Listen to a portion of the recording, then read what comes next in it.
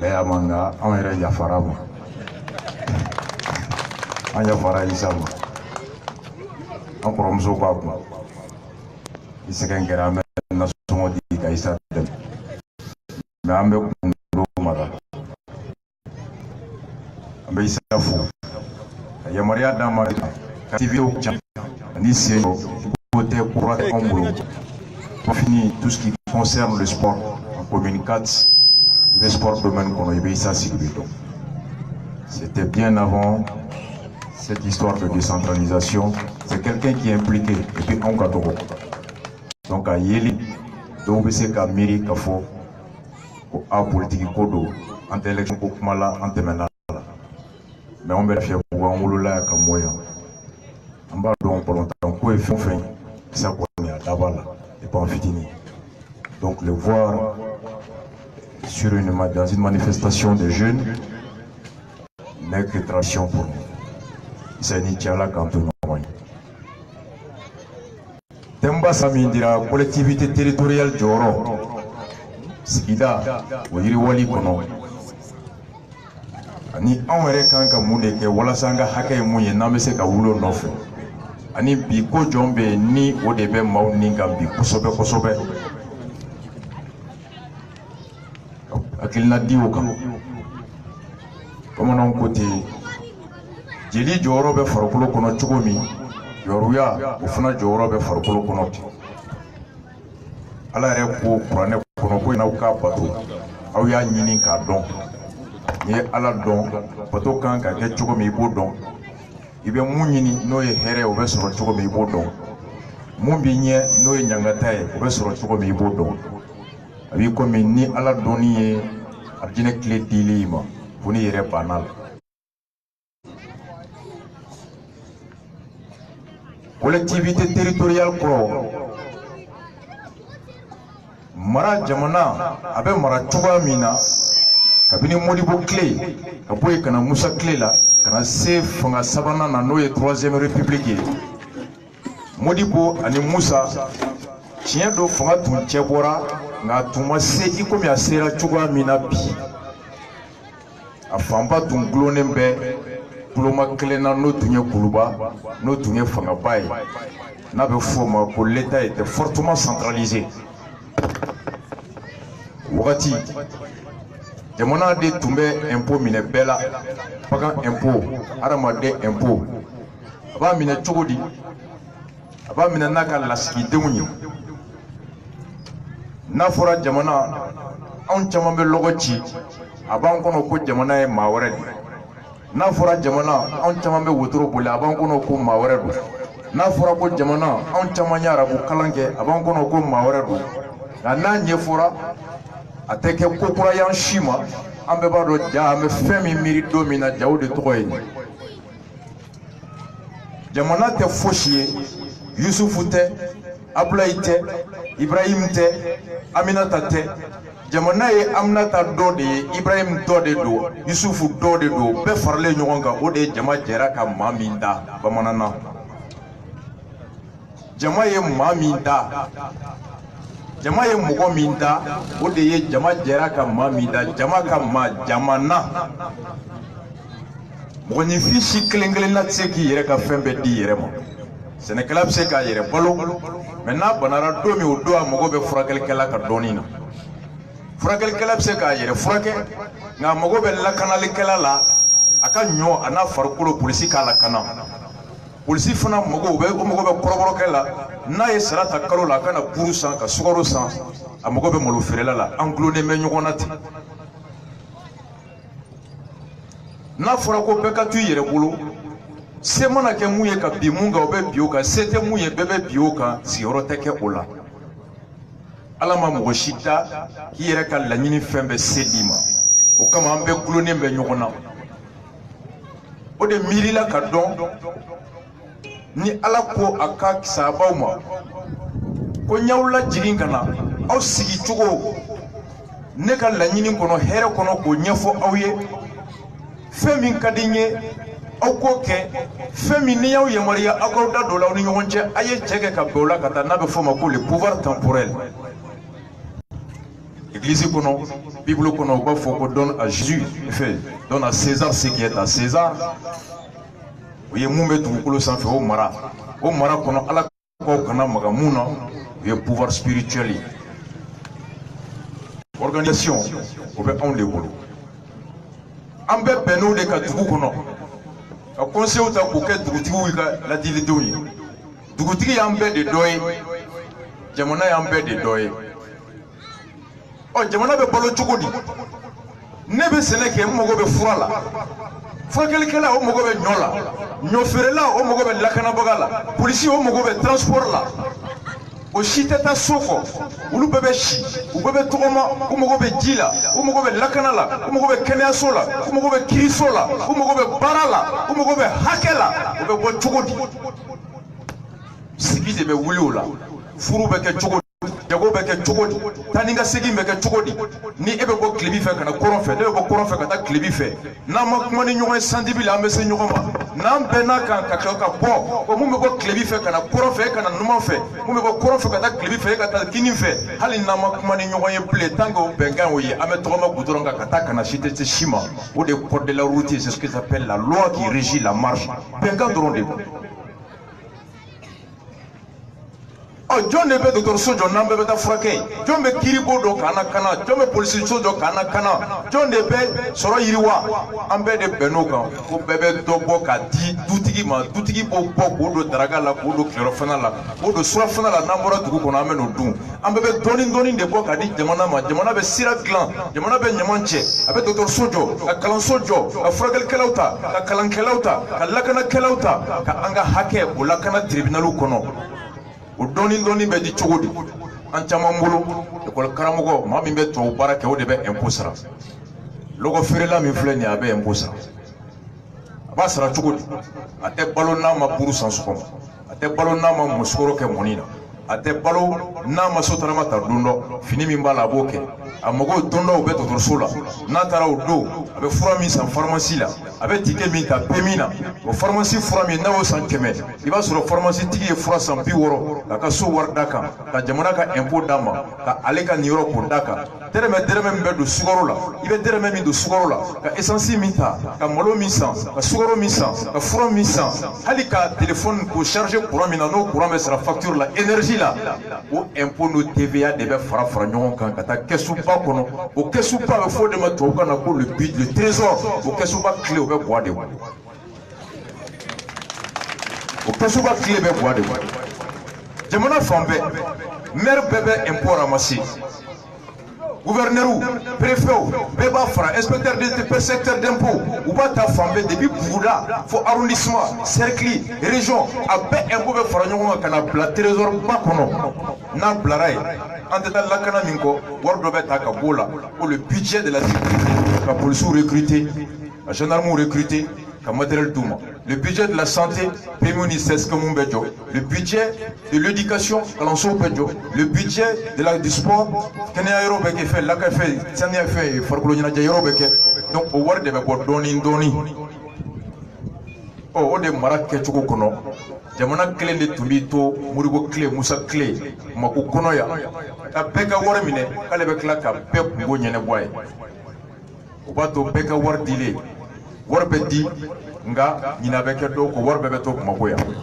a laban an ko ni an yɛrɛ mara o tora an yɛrɛ bolo an ka mara musaka min bɛ minɛ na ka taa yɔrɔ wɛrɛ n'o musaka tora an yɛrɛ bolo mɔgɔ tɛ k'i yɛrɛ ma jugu ye an b'o don an yɛrɛ kungo la k'an ka hɛrɛ yiriwa ɔ démocratie nalen multipartisme nalen troisième république nalen an ko an ka cɛ bɔ ka fanga la nati so ka fanga fan dɔw di a tigiw ma u yɛrɛ boli k'u yɛrɛ kan o de ye ka a décentraliser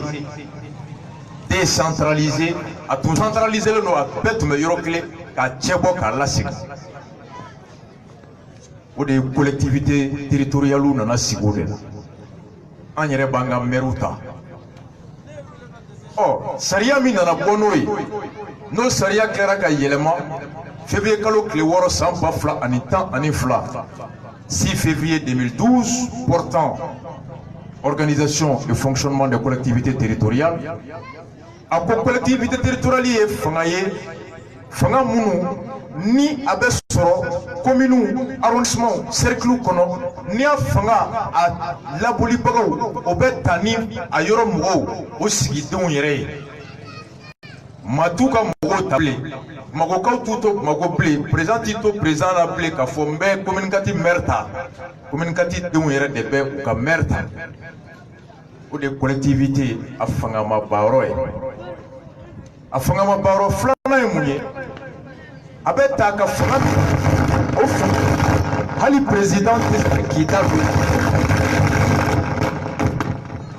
c'est bon a ta kunba filanan o ye a ka fanga bɛ boli baara min kɔnɔ o baara hakɛw o latigɛli bɛ ale de bolo mɔgɔ tɛ se k'i da don o la k'o latigɛ a yɛrɛ kɔfɛ maa tɛ se k'i da don o la k'o latigɛ a nɔ la wa maa tɛ se k'o jagoya kunna o ye mun ye sigida lakanali sigida saniyali sigida kalanko fo camancɛ kalan sigida kɛnɛya dugumala la fo camancɛ sigida a yiriwali sɔrɔ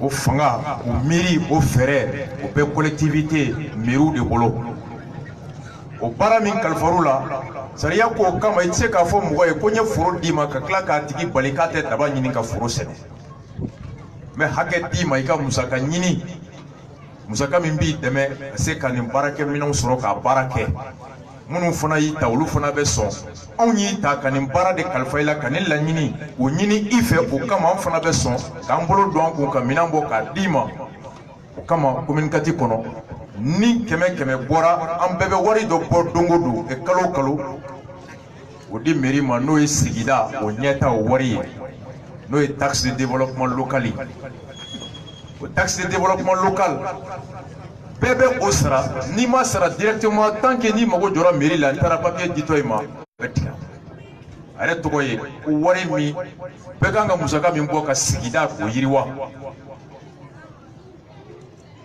impôt bɛ yen an b'a bɔ mairie b'a minɛ ɲamacɛ impôt n'an y'a bɔ k'a di mairie kan k'o wari parti dɔ bila ka taa mairie de district la o bɛ o de ta alors ka sɔrɔ ka ɲamaw cɛ an ka kaburu dɔw filɛ i tɛ se ka tɛmɛ ɲama ye fo ka so bin k'a ban pewu an caman b'a da mairie kun mairie nɔ tɛ mairie nɔ don mairie nɔ tɛ parce que mairie ka baara ye ka ɲama ta ka bɔ so ka taa bila yɔrɔ dɔ la yɔrɔ min ni a man ka mɛn o yɔrɔ la a bɛ bila yen fɔlɔ yan'a ka cɛ ka taa a bila yɔrɔ laban na dépôt de transit ɲama man ka tɛmɛ tile 2 kan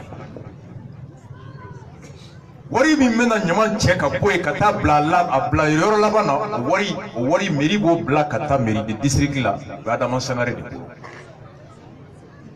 o fanga jagoyalen de bɛ mairie baw kan mairiw kan u ka wari minɛ anw na k'o di mairie de district ma baara min t'i bolo baara min musaka min t'i bolo n'o baara ma ɲɛ o jalaki man kan ka da i kun mais n bɛ jigin maires la mun na parce que maires fana m'a ɲɛfɔ population ye ko anw ka baara tɛ ka ɲama cɛ ka bɔ commune kɔnɔ ka taa bila a bilayɔrɔ laban na n'a ma cɛ anw ka bila de k'a ta ka bila yɔrɔ dɔ la dɔ fana bɛna ta ye ka taa an y'a ta k'a bila yen mun kan ka na ta o mana ta or que o bɛna ta ni wari min ye anw y'o wari bɔ aw kun kaban k'o di donc soit o tigi k'i sen bɔ ɲamanko la o k'a to an yɛrɛ bolo wari tɛ d'a ma bilen ou bien ni wari bɛ d'a ma k'a jagoya a kana cɛ ça veut dire qu'aujourd'hui communicati mairie c'est-à-dire que fanga b'a bolo bi ka plainte dɔ mairie de district walima état kama u kana ɲama cɛ parce que olu de ka baara don ka ɲama cɛ la mairie la communicate en vertu de la séparation des pouvoirs par rapport au ramassage des ordures qui après avoir ramassé les ordures les déposer au dépôt de transit.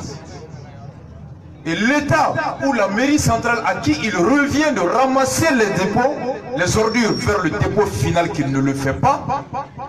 Et dans l'absence de l'inexécution de cette tâche, cause des préjudices sanitaires, physiques, économiques et sociaux aux populations, la mairie juridiquement est en droit de porter plainte à la personne qui est en droit de ramasser.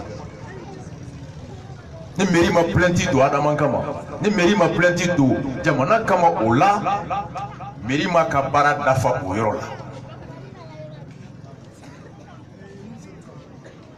collectivité ka domaine o yoro do kalanko o bala policier o bala policier mu mairie de ye on la kana bagay commune kono kan enquête ke san o san bingali be ke commune kati kono wa bingali sugu jon cɛw bingali be ke musow de kan wa bin be ke denmisɛnninw de kan wa bin be ke mototigiw de kan wa bin be ke sow de kɔnɔ ka da kari wa n'u donna so kɔnɔ mun de bɛ ta sanu de bɛ ta wa bingali sugu jɔn de bɛ kɛ a bɛ kɛ wagati jɔn n'o dɔnna u bɛ se k'a to lakanabagaw bɛ se k'a dɔn fɛɛrɛ sugu jɔn bɛ se ka tigɛ k'o bingali sugu k'o dabila.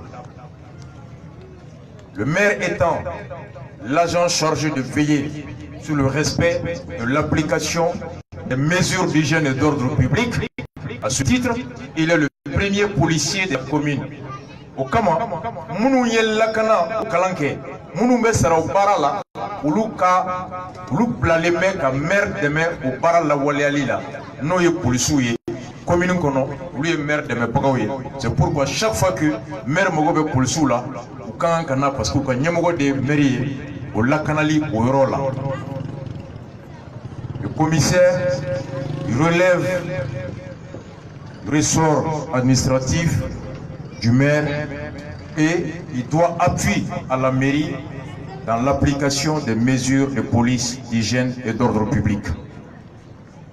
Au bateau, commissaire Tseka Akadoukoula Kana, Nama maire Nyeninga, Moune Lakana Balia Soubika Sigida Kono.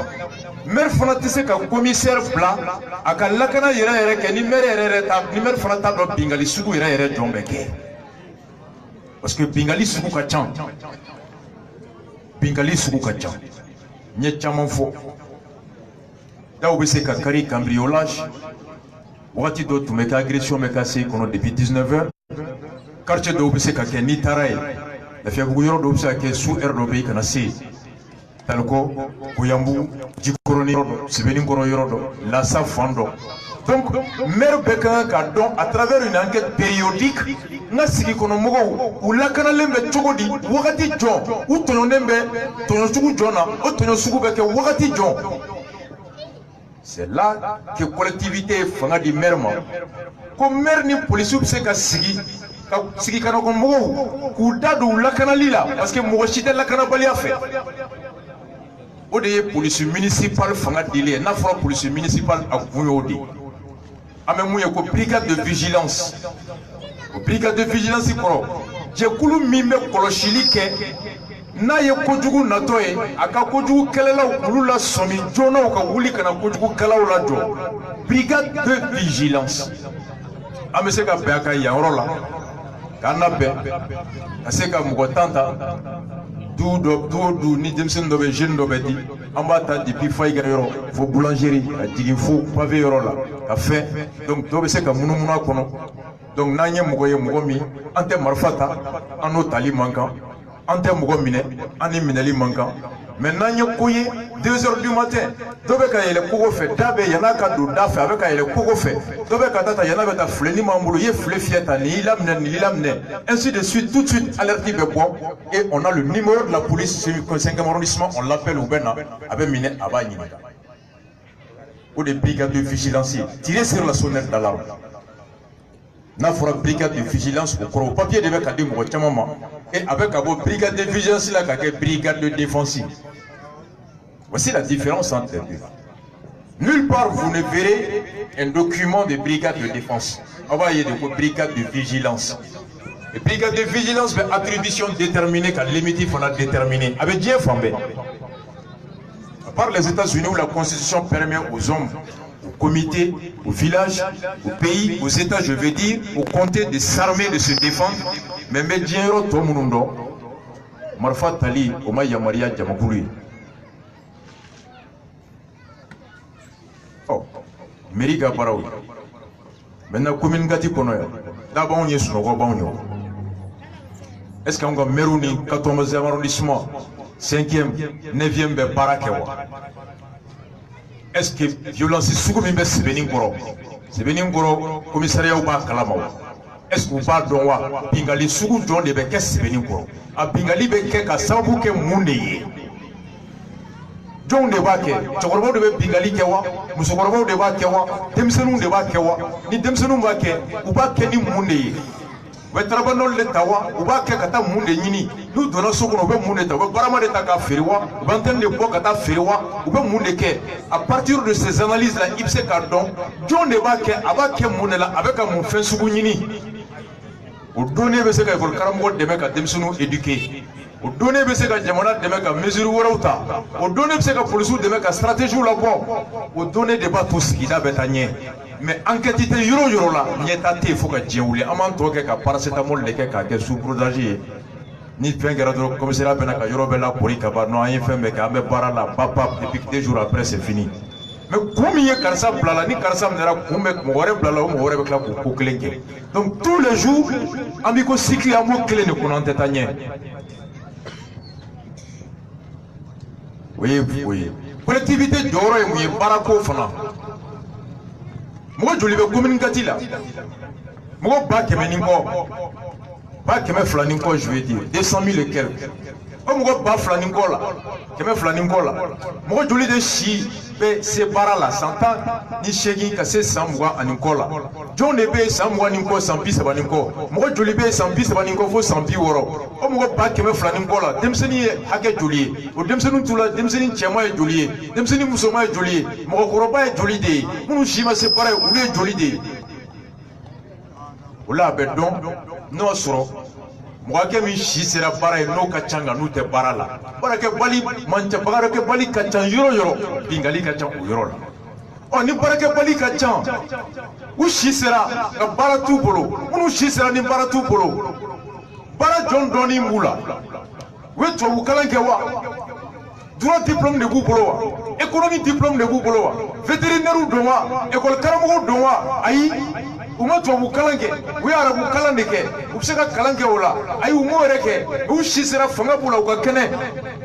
est ce que n'an y'u ta ka taa menuisier kalan k'u kun, ka taga boulangerie kalan k'u kun, ka taga électricien kalan k'u kun, ka taa métier dɔ d'u ma mun b'a to u ka se ka baara dɔ kɛ ka balo, baara min bɛ bɛn sariya kɔnɔ, yan'u ka to ten balo hakɛ kama u kana taa suɲɛni kɛ, u kana taa bingali kɛ. mais ni commune min yɛrɛ t'a dɔn mɔgɔ joli bɛ n ka commune kɔnɔ, mɔgɔ joli si sera baara ye commune kɔnɔ, o mɔgɔ hakɛ minnu si sera, dɔnni sugu jɔn b'u la? ni dɔnni t'u la an kan ka fɛɛrɛ jɔn tigɛ ka dɔnni d'u ma, parce que ni dɔnni tɛ mɔgɔ min na a laban bɛ ko bɛɛ kɛ. et en cela il est possible ka projet ɲini, ka formation kɛ, ka to ka mɔgɔw former galadon na, menuisier la, artisanat la, fɛn caman na, ka se k'u initier électricité électronique la. funteni mana bɔ anw ka jamana kɔnɔ nɛnɛ ye kalo 3, a tɔ kalo 10 et kalo 9 funteni ka ca. mɔgɔw bɛ ventilo de san, ventilo mana tiɲɛ a bɛ réparer cogo di? bobine bɛ réparer cogo di? ampoule bɛ dilan cogo di? courant bɛ labɛn cogo di? lavabo bɛ dilan cogo di? robinet bɛ dilan cogo di? plomberie la. i bɛ se ka denmisɛnninw dilan nin bɛɛ la mun b'a to u bɛ marché sɔrɔ carré kɔnɔ ka balo ka sɔrɔ u ma suɲɛni kɛ, ka sɔrɔ u ma bingali kɛ. mais ni e yɛrɛ t'a dɔn denmisɛnnin hakɛ joli de si sera baara ye dɔnni tɛ u la, i miiri tɛ se ka taa nin fɛɛrɛ sugu kan. la question se pose, commune bɛ nin bɛɛ wari bɔ. collectivité sariya ye nin fanga di collectivité ma. président tɛ se k'a bali nin na, président tɛ se k'a da.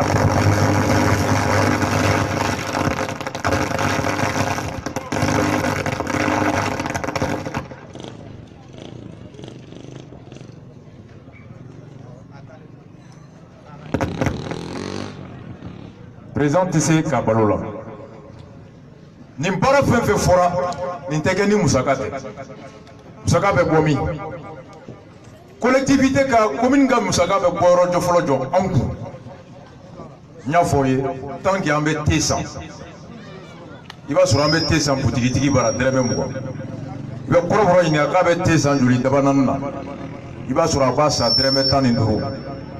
i b'a sɔrɔ a b'a san mun bolo o fana bɛ taa te san sin dɛrɛmɛ 10. bakɔrɛ bolo 10 i b'a sɔrɔ bakɔrɛ b'a san sin 5.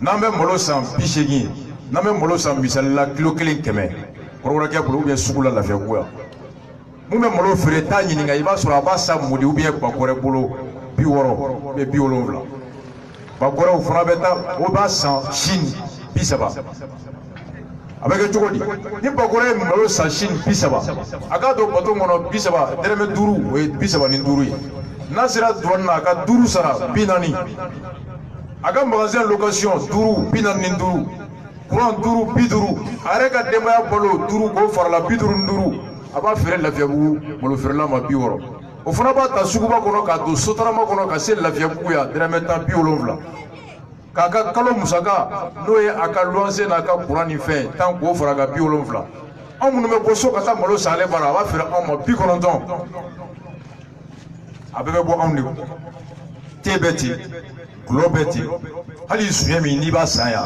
a zuɲɛ caman bɛ bɔ Gana a natɔ a tigi bɛ pase sara a bɛ douaniers sɔn surɔfɛn na o bɛɛ d'a kun e mun b'o san ko siri k'i suwalen don a bɛɛ b'a kɔnɔ trapanol baara a tɛ dilan a usine tɛ yan a bɛ bɔ Guinée a bɛ bɔ Nigeria pase min bɛ da kan douanier min ta bɛ d'a ma ka se e ma yan i b'a bɛɛ san a bɛ bɔ anw de kun mairie ka wari bɛ bɔ min mairie ka wari bɛ bɔ i bɛ sukaro min san kalo o kalo kɔrɔbɔrɔ butigi bɛɛ bɛ wari dɔ sara mairie fini pasela b'a sara kafe feerela b'a sara charbon feerela b'a sara a ye t'u bɛɛ ɲininka mairie mɔgɔw bɛ tɛmɛ ka papier nin d'a bɛɛ ma i bɛ wari sara hali coiffelikɛla olu bɛ mun sara o bɛ bɔ anw de kun olu ka client ye jɔn ye o ye anw ni anw de ye u bɛ wari min minɛ anw na u bɛ mairie ta de bɔ o la k'o di mairie ma waati 2009 élection municipale bɛ kɛ waati min na an bɛ campagne na Musa Mara ye étude kɛ Lafiyabugu sugu Jikɔrɔni sugu Sɛbɛninkɔrɔ sugu commerçant wari min bɛ bɔ sugu in kɔnɔ yan dɔgɔyalenba kalo la ni k'i bɛ wari min sɔrɔ Lafiyabugu sugu in na a dɔgɔyalenba miliyɔn 20 miliyɔn 30 o y'a dɔgɔyalen Jikɔrɔni sugu Bomoli sugu Lasa sugu Sɛbɛninkɔrɔ sugu o sugu 3 u nana se yɔrɔ la ani kiosque minnu bɛ Lafiyabugu kɔnɔ butigi minnu bɛ yen kafe feerela minnu bɛ yen charbon feerela minnu bɛ yen lɔgɔcila minnu bɛ yen communicatif tun sera ka na fo ka na ye a bɛ se ka 1 milliard 900 et quelque o tun bɛ bɔ communicatif kɔnɔ ka sɔrɔ an mago tɛ dɛrɛmɛ la mɔgɔ si la wari min bɛ sɔrɔ maire ka wari tɛ sɔrɔ dugukolo la ba dugukolo tɛ communicatif kɔnɔ bilen mais wari bɛ bɔ sugu de kɔnɔ wari min bɛ sɔrɔ yen c'est pas possible sugu bɛ wari min di kiosque tigiw bɛ wari min di a sugu bɛɛ baarakɛyɔrɔ minnu bɛ se kɔnɔ wari min bɛ bɔ communicatif bɛ wari min bɔ a bɛ miliyari 2 bɔ minnu bɛ lamɛn radio la o don n ye commune D ta dɔrɔn fɔ commune D budget 2 milliards 900 millions u bɛ mun sɔrɔ commune D kɔnɔ u bɛ mun sɔrɔ commune D kɔnɔ hali bi communicatif la juge bɛ wari de sara pour que i ka nommé yan n'i nana yan nɔ baarakɛyɔrɔ baden siège bɛ AC kɔnɔ wari b'a la policiers bɛ bi wari de sara u ka nommé 5e 14e 9e na parce que n'i nana ko faamaw bɛ ka caya AC kɔnɔ business bɛ yan wari bɛ yan dɛ maire bɛ Isa tulo bɛ n na burankɛ don mais a tulo bɛ n na Berthe maire min bɛ yen bi o Berthe kelen ni anw de y'a baara kɛ a wagati l'actuel maire la commune 4 a wagati ale de ka denmisɛnninw dira ka taa sugu a wari collecté yanfɛla la ni Berthe ye baara kɛ san min kɔnɔ wari min bɛ sɔrɔ commune 4 kɔnɔ a binnenba ye miliyari 2 an mago tɛ dɛmɛ si la ni baara kɛra n'a ma sɔrɔ o kɔrɔ o ma baara kɛ n'a sɔrɔla wari taara min collectivité jɔyɔrɔ bɛ yen dɛmɛw fana bɛ bɔ yɔrɔ caman na ka na o bɛ se ka to fɛn caman bɛ k'a kɔnɔ donc collectivité o jɔyɔrɔ bɛ yen donc n'i y'an lajɛ bi a ka kan an k'a ɲini k'a dɔn anw ka hakɛ min bɛ mairie bolo o ye ka kalanso caya ka karamɔgɔw ta ka kalan nafama k'an denw kun kalanso ka kɛ ladamu yɔrɔ ye kalanso kana kɛ tiɲɛni yɔrɔ ye ekɔliso kɔnɔnaw bɛ cogo di depuis ekɔliso da o ye ladamu daminɛlen fo kilasi kɔnɔ depuis ekɔliso da furani min bɛ kɛ yiri min bɛ yen drapeau min bɛ yen foli bɛ kɛ cogo min karamɔgɔw bɛ cogo min i bɛ saniya de kuru kɔrɔ saniya bɛ don i ɲɛ kɔrɔ ka don i kunkolo kɔnɔ i b'o saniya ɲɔgɔn miiri ta i ka du kɔnɔ fan bɛɛ ma ta i bɛ saniya mais ne donna ekɔliso kuru kɔnɔ i ni ɲaman bɛ bɛn i bɛ taa ɲɛgɛn kɔnɔ a nɔgɔlen don a bɛ k'i kɔnɔ ko sigi kɛ ko ɲuman de ye bɔ kunna ye. Voici nos écoles sont dans quelles conditions? Lafiyabugu ekɔlisow bɛ cogo di? Lakana yɔrɔ don wa nɔgɔ yɔrɔ don ladamu yɔrɔ don wa tiɲɛni yɔrɔ don? Sɛbɛnnikɔrɔ ta bɛ cogo di? Jikɔrɔni ta bɛ cogo di? Ekɔlidenw ye joli ye kilasi kɔnɔ? Kalan jɔn bɛ ka k'u kun u bɛ kalan kɛ yɔrɔ min o yɔrɔ bɛ cogo di? Ni ye kalanden 10 ta Lafiyabugu kɔnɔ kalanden joli de bɛ jamana ka kalanso kɔnɔ kalanden joli de bɛ kɛnyɛrɛye ka kalanso kɔnɔ? Jama min bɛ commune Kati kɔnɔ jama jɔn de joli bɛ yen mun se bɛ a ye ka den bila ka taa kɛnyɛrɛye ta la jɔn de bɛ yen ni seba ye ka se t'a ye n'a b'a den bila ka taa jamana ta la? Ɔ jamana se tɛ mun ye k'i ta bila ka taa kɛnyɛrɛye bara e jigi ye jamana de ye ɔ jamana ka yɔrɔ o bɛ cogo di? Ekɔliso kɔnɔ a kɔfɛ ekɔliso kɔnɔ bi commune Kati kɔnɔ a ekɔliso jamana ka ekɔliso n'i y'a tan o tan ta i bɛ taa sɔrɔ wɔɔrɔ fɛn min bɛ sɔrɔ a kɔnɔ fɛn tɛ mun bɛ denmisɛnninw sɔn ladamu na.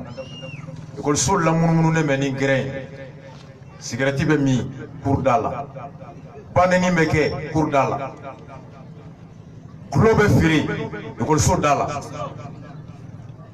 kilasi kɔnɔ kuru kɔnɔ nɔgɔ bɛ ekɔliso ɲɛgɛn ji t'a kɔnɔ ekɔliso ɲɛgɛn banakisɛ de bɛ yen kalan min bɛ kɛ a bɛ kɛ minnu fɛ u bɛ ta cogo di u bɛ sara cogo di denmisɛnninw minnu bɛ bɔ yen o dɔnniya jɔn bɛ bɔ o dɔnniya bɛ garijɛgɛ joli d'u ma baarakɛyɔrɔ la baara ɲini sira kɛnɛ kan?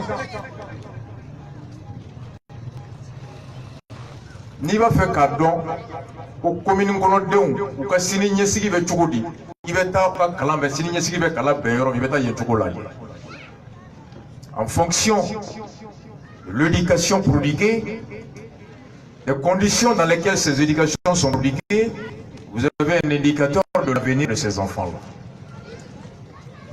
Donc est-ce que n'an miri au bɛɛ kan police municipale jɔyɔrɔ bɛ se ka k'o bɛɛ ye ka brigade formé ka ekɔliso bɛɛ lajɛ 100 mètres ekɔliso bɛɛ kɛrɛfɛ kuloso kana kɛ 100 mètres ekɔliso bɛɛ kɛrɛfɛ 8h à 9h30 gɛrɛn kana sigi yen n'i sigira i sigilen bɛ kun jɔ n'a ye sigarɛti kana feere e Mali sariya ko ten ekɔliso bɛ yɔrɔ yɔrɔ ani kuloso cɛ dɔgɔyalenba kɛrɛw bɛ arrêté bɛ mairie la yen ekɔliso misiri olu ni kuloso ni pariso yɔrɔ kan ka janya parce que maaw bɔtɔ misiri la ou bien église a bɛ k'u ni tile ko mɔgɔ min tatɔ bɛ kalanyɔrɔ la n'a ye nɛgɛmafɛn ye a jarabi bɛ se k'a to a bɛ jɛ dɔɔnin kɛ ka don a nɛgɛyɔrɔ la le décret qui réglemente la distance entre les zones de loisirs et les lieux de culte les lieux d'éducation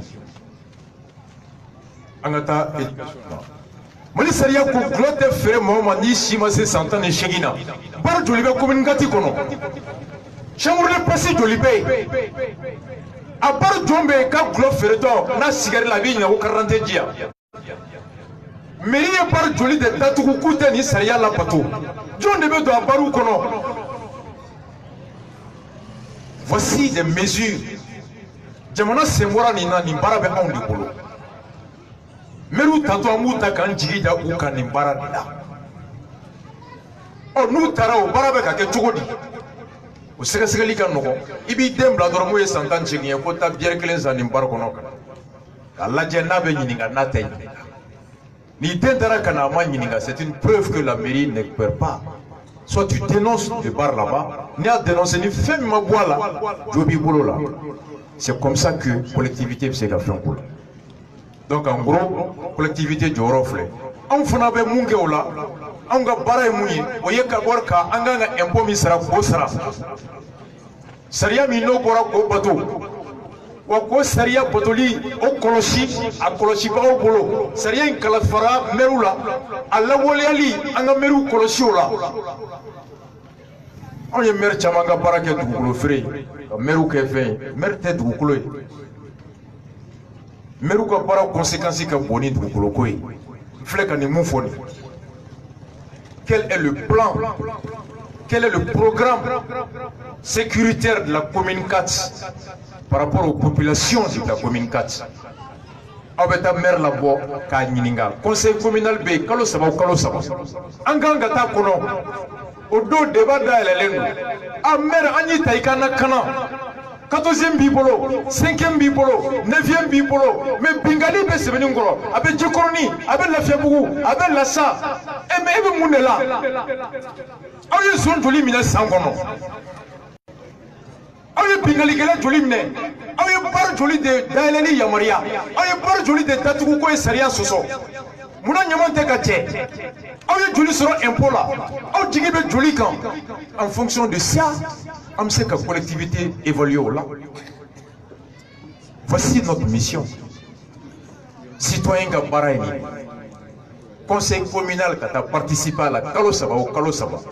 Et c'est l'air Mokan Katala, Katala Meningue.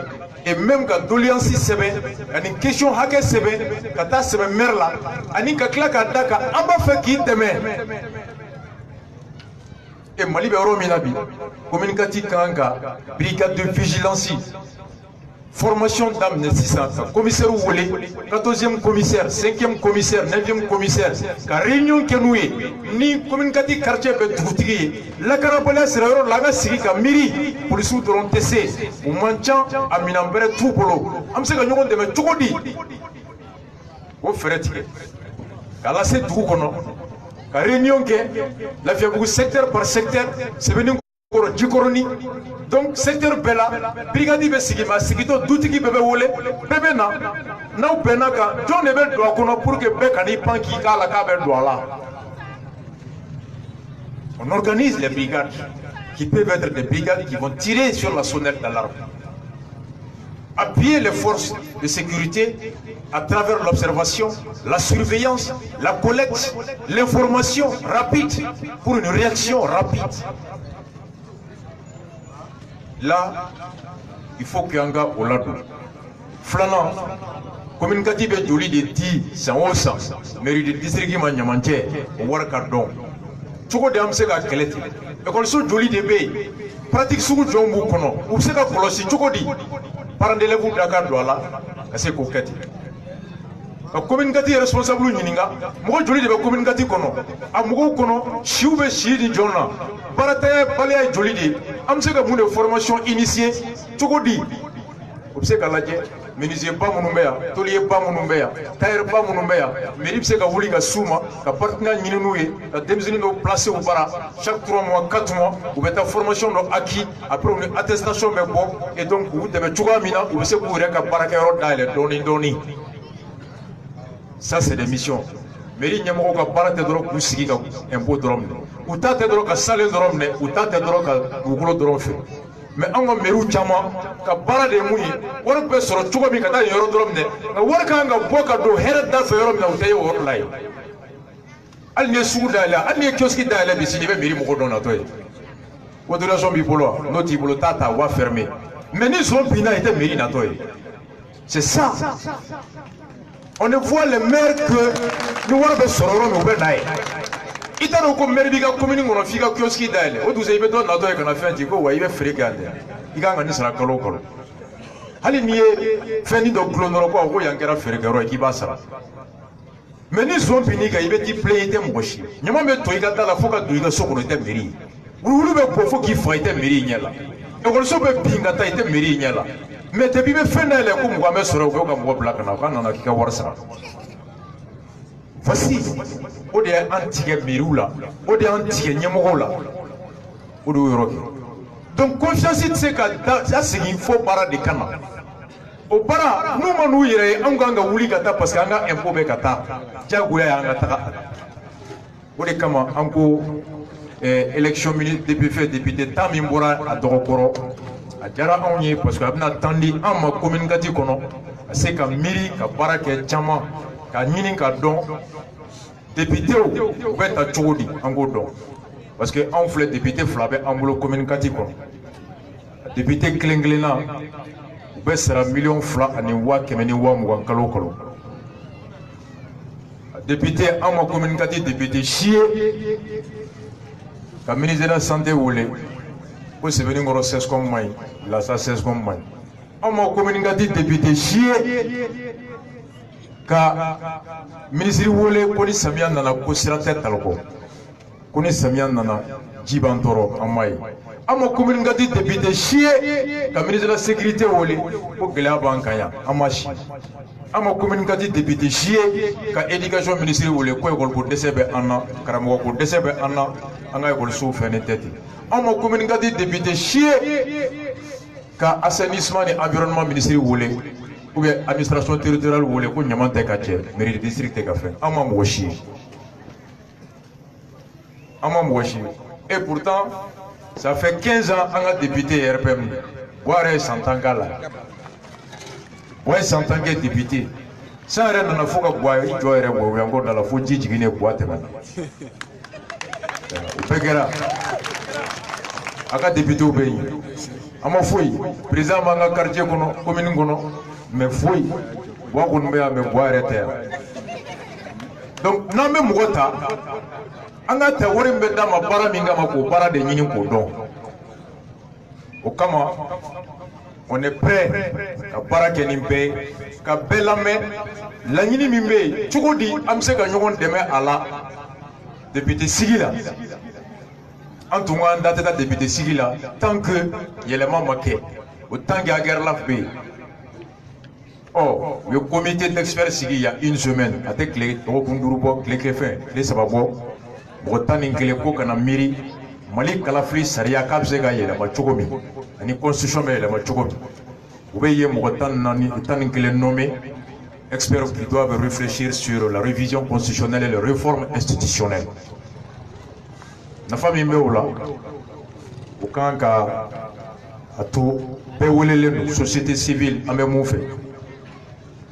Donc, au débat, amène au cœur. Le communicatif, on amène en dadoula, au clé, John Bessekaza. Donc voici la collectivité qui a fait un bas de Romina. Et c'est-à-dire que l'Europe c'est que mouillé à comment. Enfant n'ambao, Almamouni Toutou, Bekado, en Joroy. Doliansi que, l'Ingali c'est même mairie là. Aninka claka, a foyer, de me bambolo kala samana mogobe de mela. L'Ingali nombato, au Djabi bise kato, en reka commune familiale ou dafa kosobe. Par Jolibe commune gono. Rolso Joliba kono. Insécurité sugu John de B. Sugu Jolibe commune gono. Commune be Joli de Soro sugu Kelengelenala. Waru betami, au Djabi bise kato ambadon, commune Soro Hake Mundi. Et vous sugu John be commune gono. Fere John bise kake apono. Ou information tili commune de moi. Yanga Hake de, Nayo Ningali ke Nyamola, ou Djagwaleme ko information di en moi. Nous be parala. Ou dono kanga 7 de Merikono ka Noro Fambe. Normalement, une mairie se doit d'avoir une statistique, des études faites dont les résultats sont publiés chaque 3 mois ou chaque année. Mairie quand on publie Fambe et on les communes qu'on a son Hakila Kardon à Nine de Bombay. Tiens, la mairie qu'on a Wardu Nakakan parce qu'il n'y a pas. Voici pourquoi la mairie a intérêt à rendre public les résultats des enquêtes.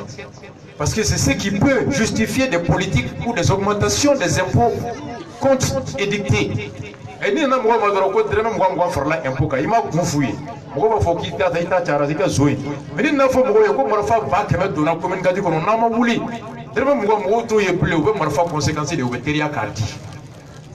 c'est pourquoi ces informations doivent être rendues publiques. Donc, vous voyez, pareil, je crois qu'il y a un temba flanqué à toi là-bas. Mon épée ni urgence, actualité brûlante pas Djombe. Te faut chier la cana, Valia. Kounou Somara fait en tombé palais là. Association Mimbe Flauka, Dambenou Sekou Laf, Fasaka Iriwa, Tabital Poulakou. Conseil national de la société civile tu es type la paix enfant tout pays. Parce que Bimou Malikono sanfila laban in na mɔgɔ ba bi saba olu de wulila ka b'u ka dugukolo kan jatigɛ ni sira ani bingali o kama 30 000 déplacés bɔra Mopti Segu mara la mɔgɔ ba bi saba olu de bolila k'u ka dugukolo to yen k'u ka bugu to yen k'u ka nafolo to yen ka boli u ni na kanali o hami siran min jatigɛ min ser'u ma a dɔw filɛ Muntugu la a dɔw filɛ Ɲamana u bɛ fɛrɛ de kɔnɔ baganw tɛ fɛrɛ kɔnɔ bilen Mali kɔnɔ mais hadamadenw de bɛ wɛrɛ kɔnɔ tɔgɔ tiɲɛ tɛ fɛn tɛ n'i t'a fɛ ka n'i b'a fɛ ka i bɛ taa Ɲamana Muntugu la mɔgɔw de bɛ fɛrɛ kɔnɔ dugu 50 o de jenina ka bɔ dugukolo sanfɛ rasé bagan ba 15 000 bétail o fagara école-so 825 de datugulen bɛ bi 825 écoles fermées 200 000 et quelques enfants denmisɛnnin ba 200 ni kɔ olu tɛ kalan na a bɛ san 3 bɔ mon actualité bɛ Mali kɔnɔ jɛkulu minnu ka baara ye marifa minnu man kan ka ye maaw bolo ni marifa bɛ dugu kɔnɔ u ka rapport bɔra marifa ba 100 ni ba 30 de bɛ yala la Mali kɔnɔ 130 000 armes légères armes à feu en circulation n'a y'a mɛn ko u ye dɔ faga ni marifa ye il y a 130 000 et pourtant en 2006 n bɛ débat la su in na ni Bouaka mɔgɔ dɔ bɛ débat la renouveau kan 2006 rapport min bɔra ko kun jɔn de ye bingali lakanabaliya min bɛ bingali min bɛ yen k'a kun ye mun ye en 2013-2014 la Commission nationale de lutte contre la prolifération des armes légères disait qu'il y avait 6 000 armes 6 000 armes ani 7 000 armes de chasse bamanan marifa ba 7 ani tubabu marifa ba 6 soit marifa ba 10 ani 3 o de tun bɛ bɔlɔn kɔnɔ marifa minnu ni papier tɛ u la de 12 000 on est à 130 000 armes de feu chiffre produit par Nema Sagara président de la Commission nationale de lutte contre la prolifération des armes. De 2014 à 2018, en 4 ans, on est passé de 12 000 armes en circulation à 130 000 armes en circulation. C'est un indicateur très simple.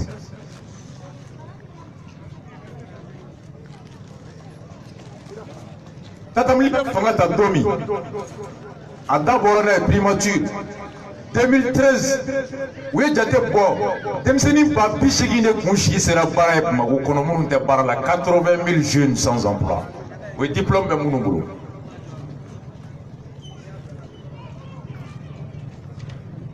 sɔrɔ bɛ kɛ sɔrɔ bɛ tila wa c'est ça la question.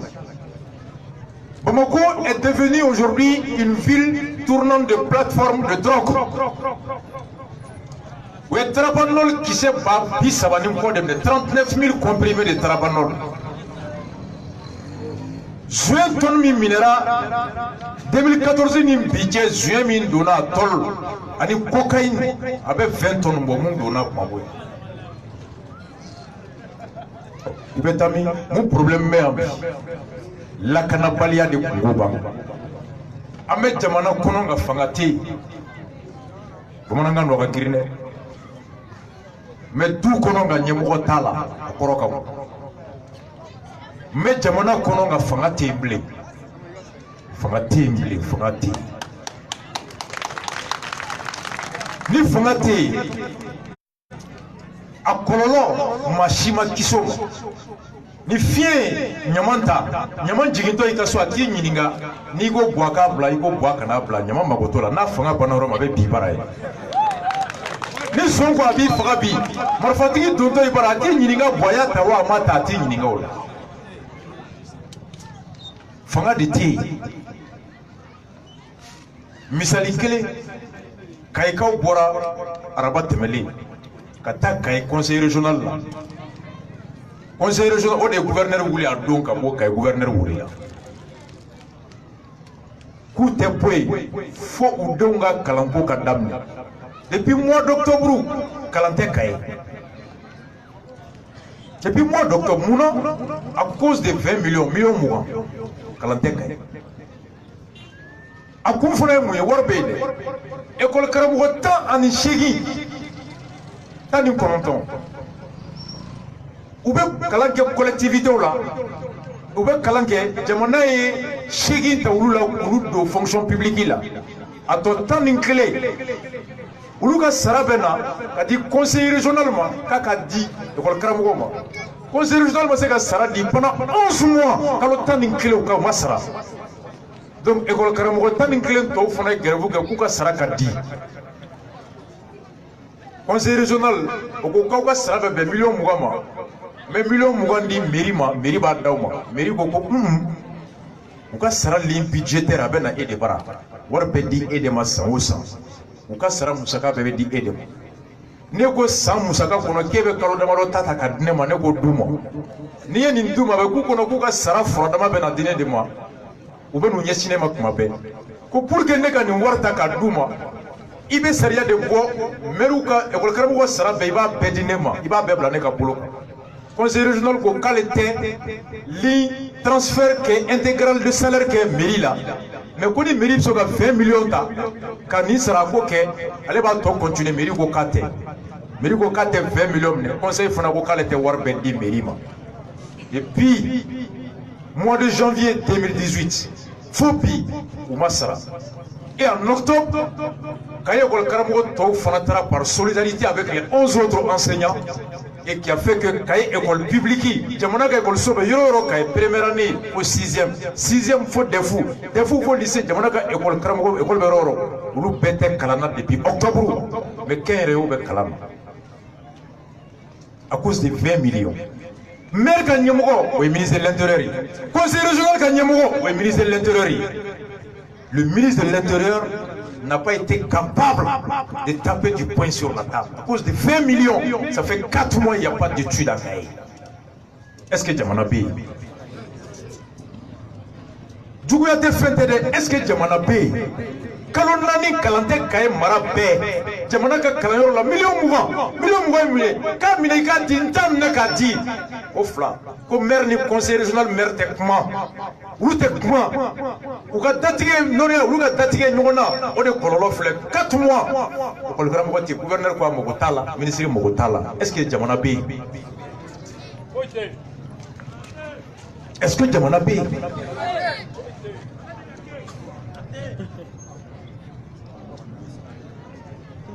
Moptibi Dabé Snogoti Niafoye Mogo Babi Saba 2017 1er janvier 2018 au 31 décembre 2018 Mogo Kame Wolonfla Ani Mogota Ani Saba de Fara 713 personnes assassinées.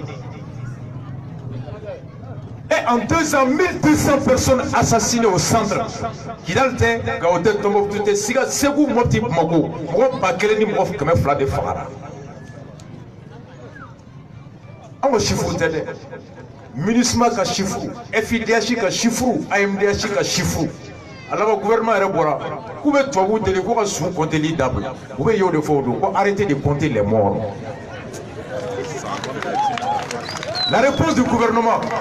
Vous pouvez assembler la cour, aller noter. Comme mais il faut arrêter de compter les morts.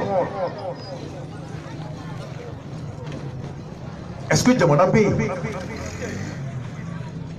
politique côté blé marfa ba kemeni ba bisaba de be yalala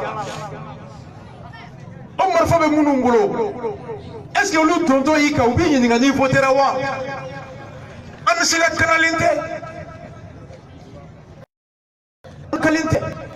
le Mali est devenu Soweto. Mali ka djugumbi Johannesburg aka djugumbi Rio de Janeiro. Le pays, le Bamako est devenu la ville la plus violente de l'Afrique de l'Ouest. Les enquêtes le disent. Nations Unies, États-Unis, classement Labambo. Le Mali est le 9e pays le plus dangereux 2018. Classement États-Unis, le Mali, 9e pays le plus dangereux du monde. Peut-être de Google qu'on a tapé. Elle a tapé trop. Ça va pas. Malo Tessé Kassa. sukaro tɛ se ka san jaba tɛ se ka san kuran tɛ se ka sara fura tɛ se ka san kalan tiɲɛna baara tɛ yen lakana tɛ yen mun de ɲana mun ɲana an ka fɔ malo ta nɔgɔyara wa sukaro ta nɔgɔyara wa dɔ bɔra kuran sɔngɔ la wa dɔ bɔra ji sɔngɔ la wa baara sɔrɔla wa lakana bɛ yen wa est-ce que jigi bɛ yen wa bilan zéro catastrophique lamentable l'échec total c'est zéro musala ka to yo après kɛra zéro ye je vous l'ai dit avec des chiffres en l'appui marifa ba kɛmɛ ni ba bi saba de bɛ yala la cocaïne min minɛra cocaïne tɔnu héroïne tɔnu zuye tɔnu min minɛra a ye don google kɔnɔ drapeau nol kunu fitiri fɛ parantikɛ n'a ka passager kɛlɛla ka parantikɛ bɔlen ka bin ka lamɔ ka kantigɛ à 19h ba kɔ jibɔrɔni c'était hier ka da ka kantigɛ mɔgɔ bɛ siran tɛrɛmɛ tan nɔfɛ mais est-ce que mɔgɔ bɛ siran jeli ɲɛ bilen wa bɛɛ ja jɔra jeli ɲɛ bɛɛ ja jɔra jeli ɲɛ an bɛ taa min voici en gros fitiri sera mais a ye mɔgɔ diya mali a bɛɛ jɔ a ma mɔgɔ diya mali a bɛɛ jɔ gulokiba tɛ kɔlɔsi tɛ vɛsi tɛ sijɛ tɛ bɔn ye ne ka mɔgɔ ye bɔn a ba ye muso ye mais bɔn a dɛsɛra a muso tɛ bɔ a bolo a den tɛ bɔ a bolo a jigi tɛ bɔ a bolo a dɔnniya tɛ bɔ a la a fanga yɛrɛ tɛ bɔ a la bilen IBK peut plus a ka yafa Bubey ma Bubey tɛ mɔgɔ jugu ye mais bamananw ko ten sugu don tɛ sɛ la mɔ don ye dɔnni min t'i la o t'i la Bubey t'a dɔn Bubey il connaît pas a t'a dɔn de a ka d'a ye a man di maa si i ka lebu jɔn ko ka gon bi opposition bɛɛ ye jɔn ko ka gon bi majorité bɛɛ ye jɔn ko ka gon société civile bɛɛ ye bi aw bɛ jɔn dɔ diɲɛ kɔnɔ ko mangoya ka di e ye a dɛsɛra de Bubey était incapable Bubey c'est médiocre il connaît rien mais n'i y'a jɔlen i bɛ Ala kale ko kuranɛ b'a bolo Bubey c'est un diplomate a t'a dɔn Bubey bɛ wele de Bubey c'est un homme bling bling Bubey c'est Puruti c'est le brasseur la cravate tubabukan sécuritocrate mais en réalité c'est zéro n'i fa kɛ alimami ye n'a tɛ se bisimila i la aw bɛ taa fan bɛɛ fo Harginɛ Bubey t'a dɔn de a ye yafa ma il connaît pas donc ni ne tun b'an bolo ni Ala ni kira sɔnna ma Ala ka commune basigi Ala ka commune taa ɲɛ Ala ka faso jɔli Ala ka miiri d'an ma Ala ka faso jɔli fɛrɛ d'an ma Ala ka dusu don an kɔnɔ Ala ka faso jɔbagaw Ala k'u da kɛnɛ kan Ala k'u lebu Ala ka anw lakana Ala ka miiri ɲuman d'an ma an b'an ka autorité fali bi tuguni Issa Sidibe ani commune mairie bɛɛ Ala k'an to ɲɔgɔn ye hakɛto b'a la sallallahu alaihi wa sallam merci beaucoup.